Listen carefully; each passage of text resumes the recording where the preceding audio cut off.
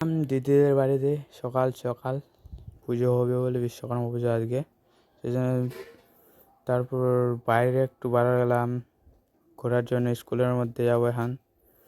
স্কুলটা খুব আজকে অতি সুন্দর ভালো লাগে স্কুলটা। ওইদিকে আড্ডা দিচ্ছে ছেলেবেলাগুলো।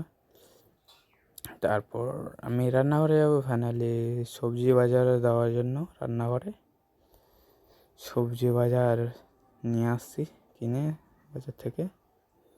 তারপর মায়েদের বাড়িতে চলে আসলাম। পুজো হচ্ছে দেখি, তাই পূজা করে মা জোগাড় দিচ্ছে এখন।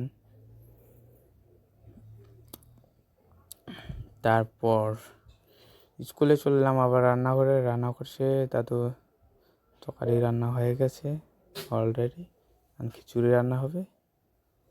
এবার দিদির আবার চলে আসলাম। চলে আসার দেখি পুরি হচ্ছে এখানে। জিনিস নেওয়ার জন্য চলে আসলাম। দেখি দিদি প্রসাদ বিতরণ করছে, লোক আসছে প্রসাদ নিতে, প্রসাদ দিবে এখানে। ভিডিওটা স্কিপ না করে দেখতে থাকুন।